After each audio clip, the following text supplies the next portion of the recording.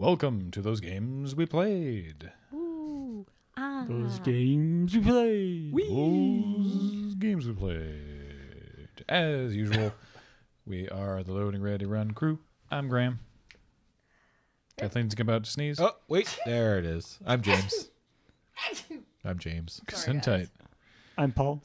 Wow. I like I'm that, sneezy. I like that you were able to hold that long enough for me to say Kathleen's about to sneeze. Yeah. I was trying not to sneeze at all. Like, I was trying to see if I could hold it in. Sorry about that, guys. I'm Kathleen. Hey. And we And, play video games.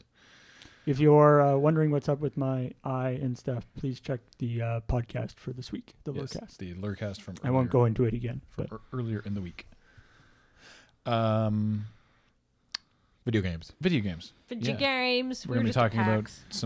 we're going to be talking about some video games. Kathleen's going to fill us in on what's been happening in her game of Persona. I've got a couple iOS games to talk about.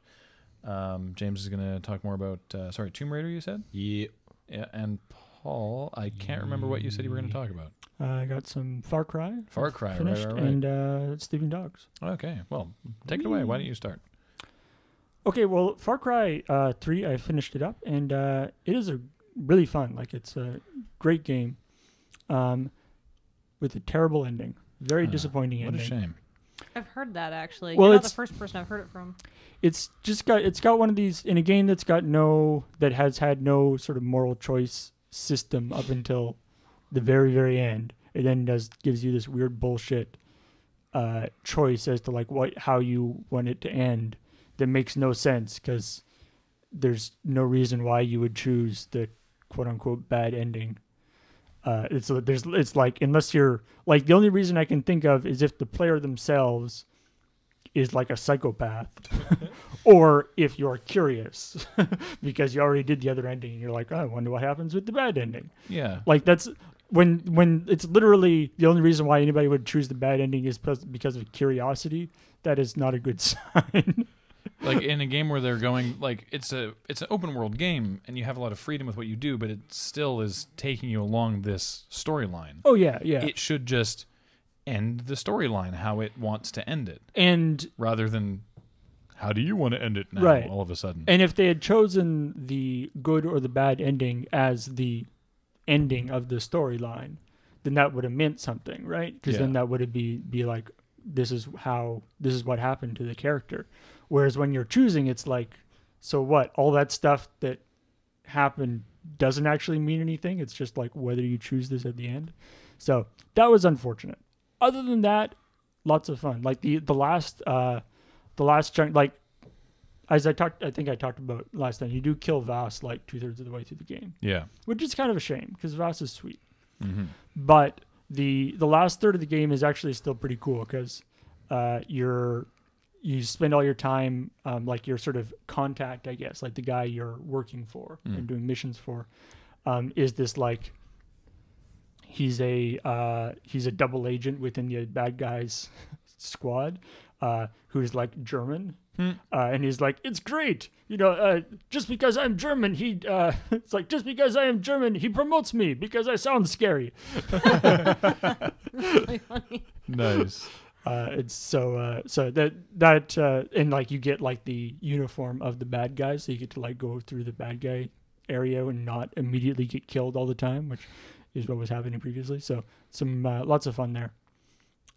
So I would definitely highly recommend it. I mean, maybe there's apparently a DLC coming out that changes that maybe takes place after the end of the game or something, like that might make the ending different or something like that. I believe Far Cry 3 also took home an award at the GDC Awards, I think. Oh, really? I don't recall which one, but I recall seeing its name. Best game with a bad ending. Yeah, best game, the worst bullshit ending. So that's a shame. That's a shame, but it was still a lot of fun. And I definitely highly recommend it. It's what's actually really cool about it, and I was thinking is like it's got these mechanics with like you hunt animals to you skin animals and use their skin to craft things. Like you make different pouches so you can carry different amounts of ammo, and then you also upgrade your abilities and stuff. But what's interesting is that you can max out the your pouches, so you have like all the maximum amount of ammo and maximum amount of armor and everything that you can have, and maximum out your skills, and it's not at the end of the game. Like you can max that all out like 2/3 of the way through the game or so, or maybe 3/4 of the way through the game, which is quite interesting because then like the cool thing about that, I mean, some ways it's you're like, oh, now I can't, now experience doesn't mean anything, but on the other hand, then you actually get to like play a good chunk of the game as awesome, super powered version of you, right? Like rather than just being like, you get to do the last boss fight with all the abilities, right? This way you actually get to like play the game, but you have all these cool things that you can do. You have like, I run up behind a guy, I grab him, I pull the gun out of his belt, I shoot like 3 guys with that. I run over to another guy, grab him, pull the knife out of his belt, throw it at a different guy. And like you can do all this cool stuff like that. Or like you like come up to guys like from a river and like pop up and pull them down into the river. All that kind of cool stuff that you only learn like way late in the game. Right. You actually get a chance to use it, rather than just being like, this is the one time you get to do that thing. Here, now do it. That's cool. So Far Cry 3 took best technology at the Developers' Choice it Awards. is very, very pretty. Mm-hmm. Like, was it like I was actually like when I was playing Far Cry 3, I was like, because this, after the PS4 demo, right? And I was like playing Far Cry 3, and I was like, I don't know if I actually need games to look any better than this. It's like this is really pretty. It still, has sort of a slight cartoony aspect to it. But it's like, I don't think Far Cry would have been enhanced in any way if it was more photorealistic, Probably not. So, anyway, that's interesting, though. Anyway. And then I've also played Sleeping Dogs, which is another open world game, which wasn't actually intentional. But it's super fun. It's basically, I guess you may have talked about it a long time ago. But it's basically GTA, but with a good close combat system. Really good close combat system. Which GTA has never, ever had. I love the close combat. I never got... it's basically GTA with the close combat from Arkham Asylum. Arkham Asylum, yeah. Like, I never played I only played for like 5 or 6 hours. I never got... Because I did a lot of dicking around with side quests and stuff. So I never got far enough into the game to get guns. So I was just punching people. And you feel so much like you're in a kung fu movie. Yeah, and I mean, even when you do get, like, I'm far enough that I do actually have a gun a lot of the time, but you still spend most of your time punching. Like, using a gun is not that practical a lot of the time. Yeah. And so it's really, it's a little bit more complicated than the Arkham Asylum combat system, I think, just because there's more different things you can do in a combat. But it's still, simple enough to make it so that you feel good about it and you don't have to spend years and years and years practicing, but complex enough that you feel like you are actually, influencing. It's not just like a cutscene that you are hitting buttons in.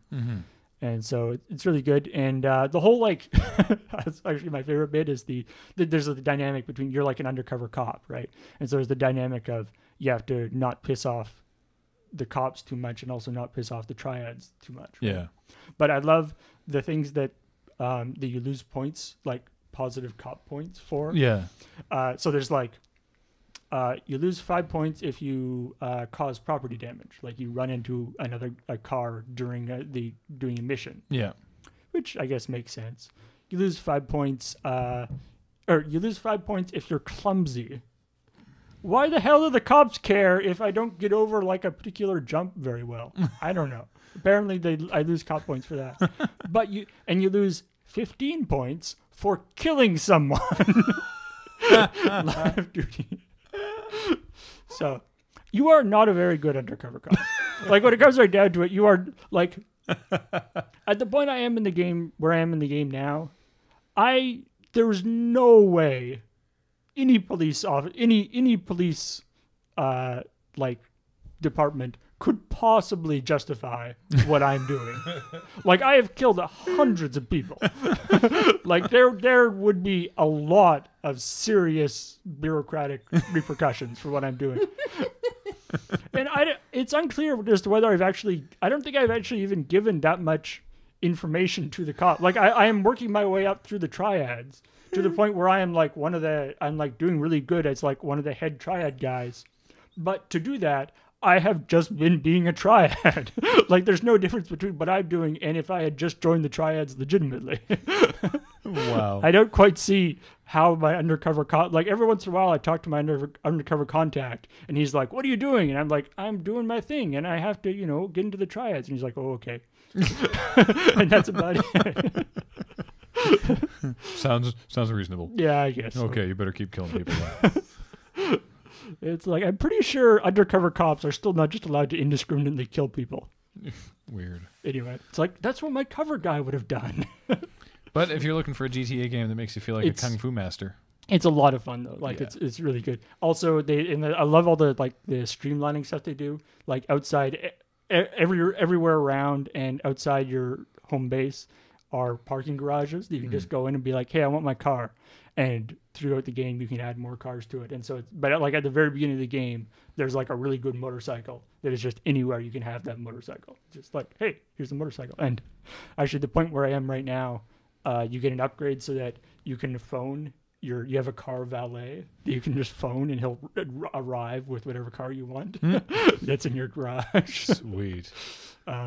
Actually, I love the whole face system that they have, which is where that's like you have like your different abilities, and then you have your face meter, Right. Which is like your street cred.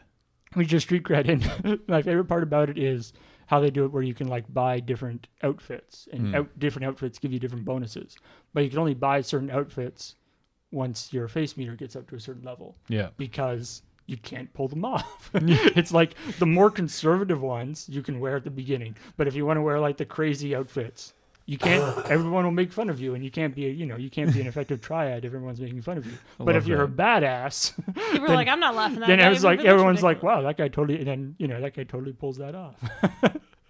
Which I like that. That's a good way of doing. Or like, and like your face meter, like when you're in a fight, if you max out your face meter in the fight, then everyone will sort of start backing away from you.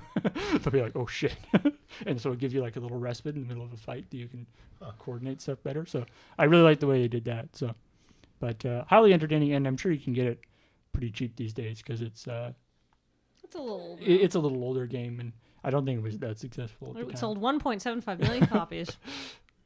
It sounds pretty successful. It sounds like a lot, but apparently isn't. So, so I would highly recommend picking it up. It's super fun. Sweet. Kathleen, you unlocked the secret final bonus dungeon. Not the secret final bonus dungeon. Okay, so Persona 4 the Golden. If you max out a new character named Marie, if you max out her social link, you will get an optional special dungeon that can only be completed on one day. You basically have a one-shot chance to go through and do it.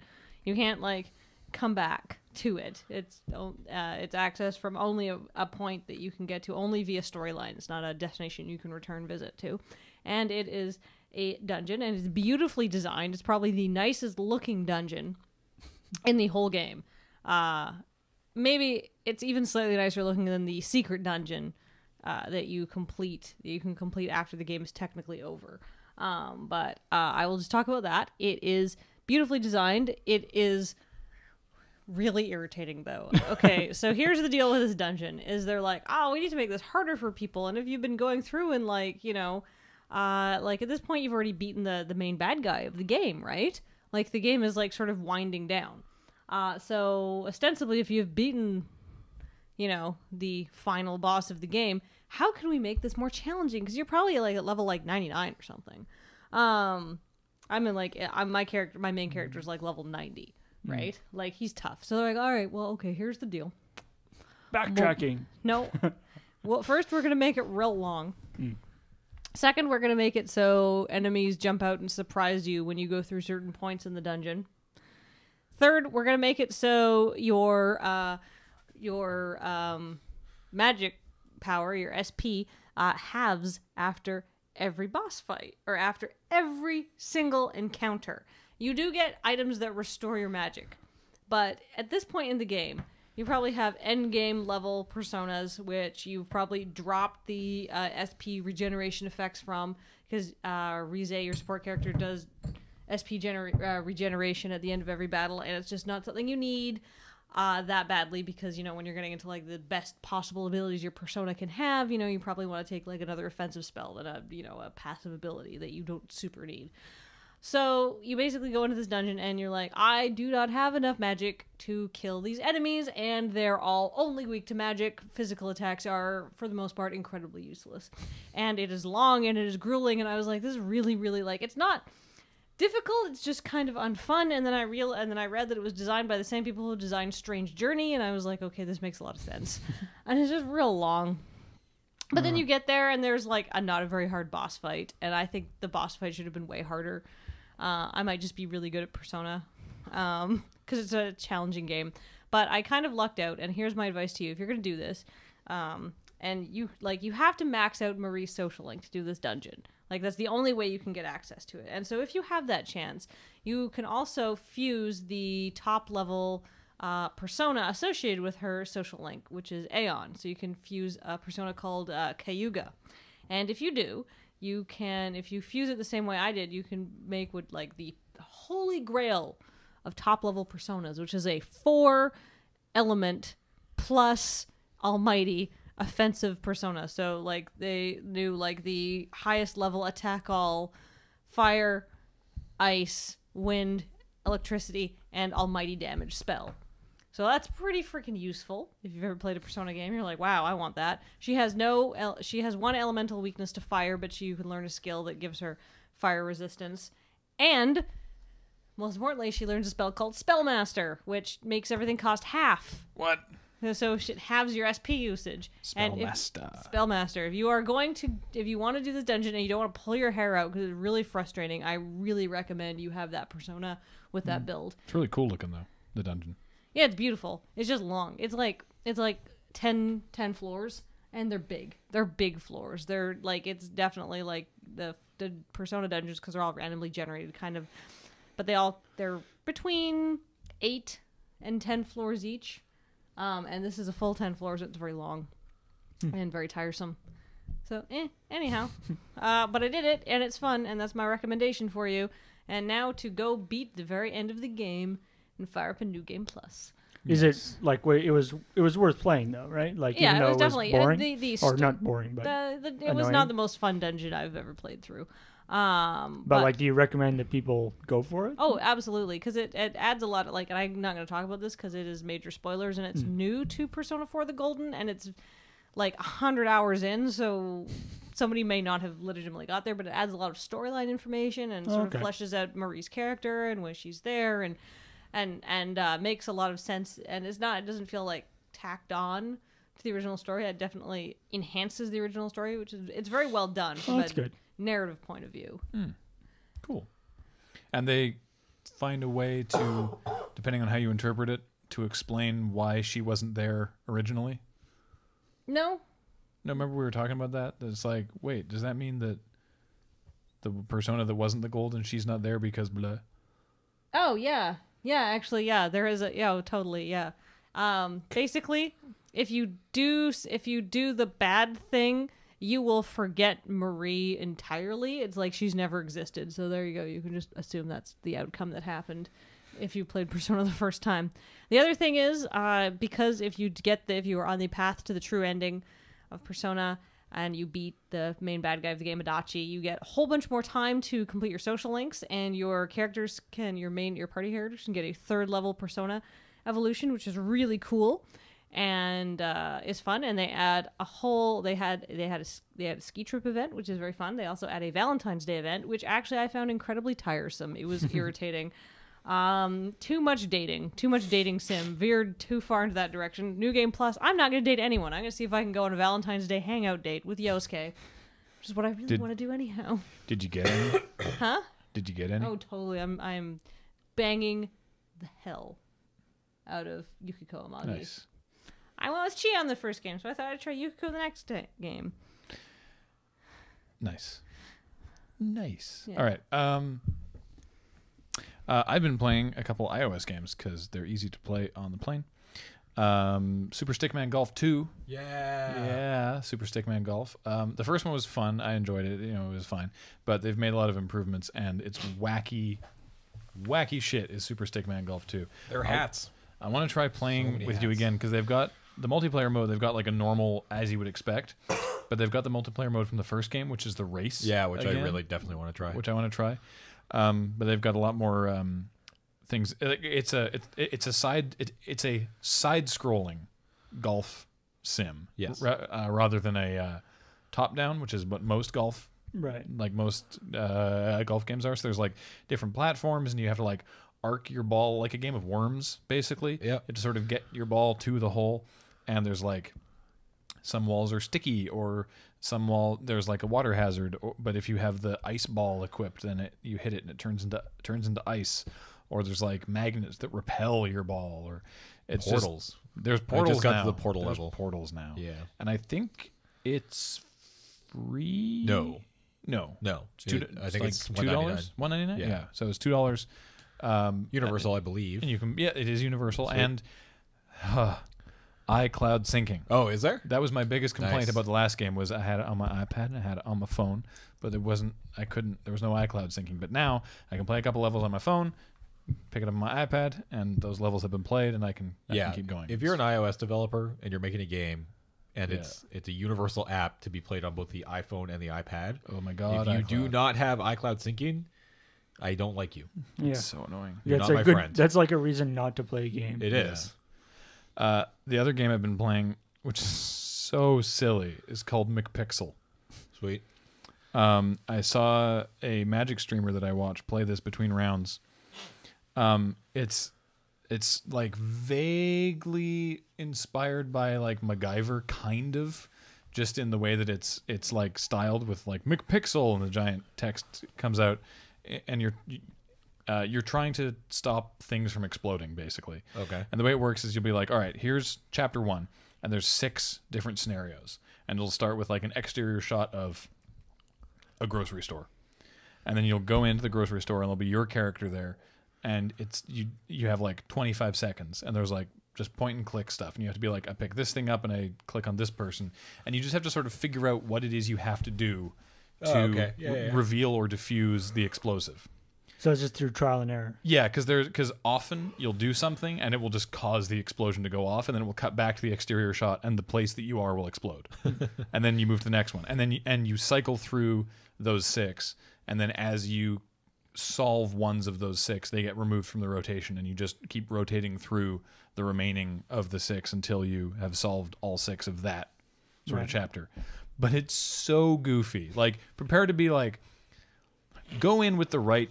Like, if you go in with the wrong headspace, you could get very frustrated by it. But if you go in just looking for a laugh, it can be very entertaining. Because for example, I'll give you the solution to one thing. It's like you're at a volcano, and it says there's a little sign that says virgin sacrifice, and there's a cow, and there's like a beautiful blonde girl and like a bone. If you throw the cow in, it explodes. If you throw the bone in, it explodes. If you throw the girl in, it explodes. if you pick up the bone and click on the cow, then you insert the bone into the cow, like in its butt. All right. And then the cow gets angry at you. If you give the bone to the princess or the girl or whatever, she's like, "Mer." Yeah, and the solution is to throw yourself into the volcano. Yeah. Nice. So you have to all you do is just click on the lava. Nice. And he just goes, wee. And he interacts with everyone by kicking them first. It's like you pick something up and you want to hand it to someone. He walks up to them, kicks them, and then gives them the thing. Nice. And it's just a lot of like really like, yeah. I think one of my favorites was like you're in like the World War I trenches, and there's a unexploded bomb stuck on the ground, and there's a guy. And if you click on the bomb, it'll explode. If you click on something and then click on the bomb, it'll explode. You have to walk up to the military guy, take his hat, and then order him around. As like, if you take his hat, then your guy McPixel just hits the guy over and over again, then tells him to jump on the bomb. Nice. So it's not like, it's really really silly, and it's a couple bucks. I think it's cheaper on Steam. It's almost like WarioWare or something. It's kind of in that vein. In the same sort of feeling, anyway. Yeah, but you're definitely going to be like, more so than WarioWare, you're going to feel a lot of the time. You're going to feel like, why the fuck did that work? Well, it's the sort of the taking that sort of adventure game thing to the extreme. Exactly. So it's like it's almost making fun of those kind of adventure games where it's like you take the duck and you rub it on the cheese, and then obviously that opens the trapdoor. Right. So, yeah, but I've been enjoying it. Sweet. Nice. James. Tomb Raider. Tomb Raider. I beat it. There were no more tombs. Rated all No, the I tombs. need to go back and play more tombs. So here's okay. So You finished it, the but tombs? you left I tombs to skipped raid. the tombs. Well, the tombs are optional, which is just weird. Tomb it's optionalator. in the name. Excuse me, in the name of the game, Tomb Raider. I think It's there's like Tomb Raider or not. yeah, optional tombs are optional. So there's like 10 tombs scattered throughout the game, the island that you're on. And yeah, they're all entirely optional. Like That's so not a weird. single one of them do you need to go into it to continue the story. Do you get something cool from? Yes, being you there? get weapon upgrades and stuff like that. Oh, okay. Um, But I guess you didn't need those weapon upgrades. but I if didn't you need the beat weapon game upgrades because anyway. I could Yeah. beat the game anyways. So you played a great game with a terrible ending. I played, I think, a great game with a completely mediocre, exactly what I thought ending. Like it is. And that's fine. Yeah, absolutely. As like, video games go, that's a yeah, success. Yeah, when the ending is just like, yep, that is exactly what I thought was going to happen, then all right, we can move Yeah, along. that's And fine. you know, Yeah. they've obviously set it up to turn this into a new franchise. new franchise, which is fine by Fine. me. Yeah. It was really cool.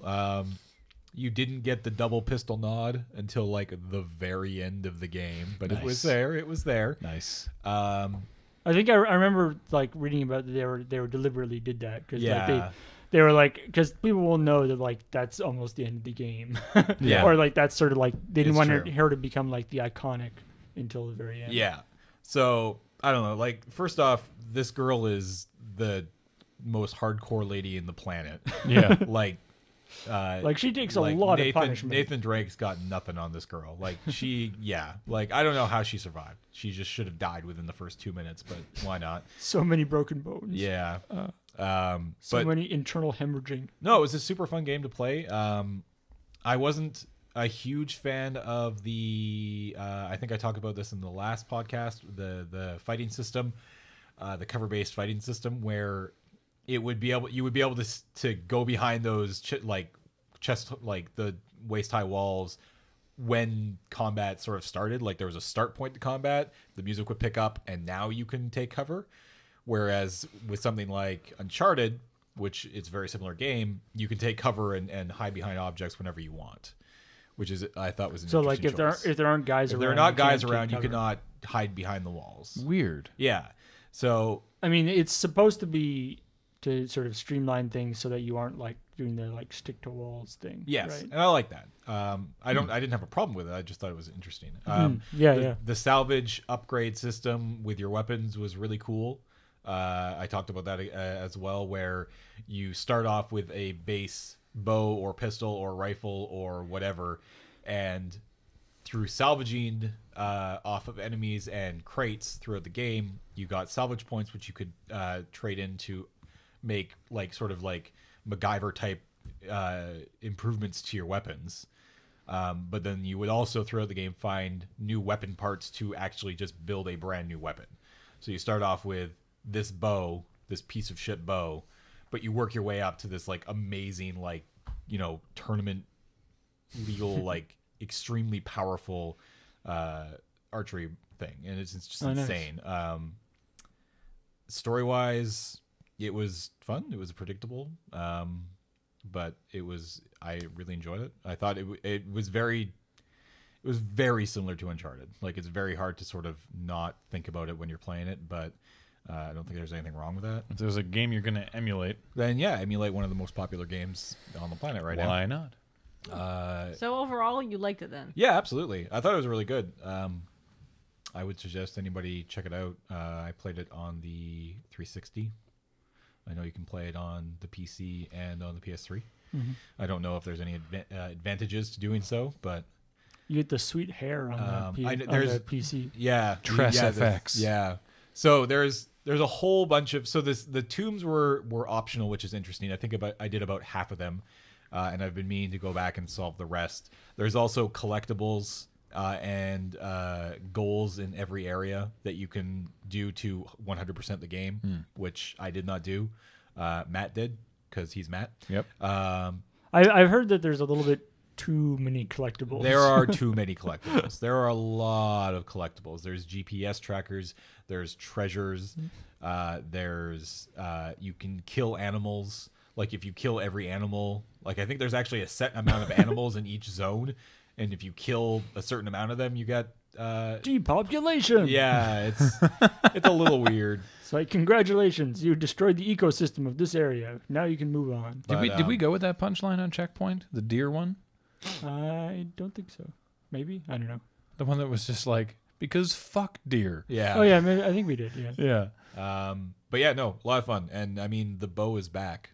Good Lord. I'm Is excited. the Oh, bow yeah. back. I want to play it.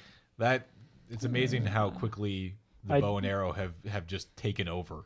I did enjoy the bow in Far Cry a lot. And the bow in Tomb Raider is sick. There's nothing better than, taking down. I do like, I think it was in Yahtzee's review of Crisis. Yeah. It's like, okay, I can see if you're in the jungle. If you have like this giant suit of bionic armor, Yeah. is a bow still really the best thing to have? Yeah. All right. So yeah. Yeah, cool. Perfect timing. Real quick. I'm looking forward to Metal Gear Solid 5. I don't know if a little bit more information has now come out about this. That we heard because we saw the Ground Zeroes video at PAX Prime, and they said that Metal Gear Solid Ground Zeroes and Metal Gear Solid: The Phantom Pain are both Metal Gear Solid 5. But what he means by that is that, and the distribution has not been like finalized for this. Ground Zeroes is a prologue, and will be released first and separately. And then at the end of that, Snake goes into his coma, and then Metal Gear Solid 5, The Phantom Pain, is he wakes up from that coma, and then it's this huge game that apparently they're trying to not be quite so linear about it. So I'm really curious to see Sweet. how Hideo Kojima can do a non-linear game. So I don't know. I'm looking forward to that. That's the GDC news that has interested me the most. So. Cool. Nice. Yeah. All right. Alrighty. Those are the games that we played. Yay. All right. And tune in later in the week for Tap Tap Concede, where we talk about magic. Woo. Yeah. Magic.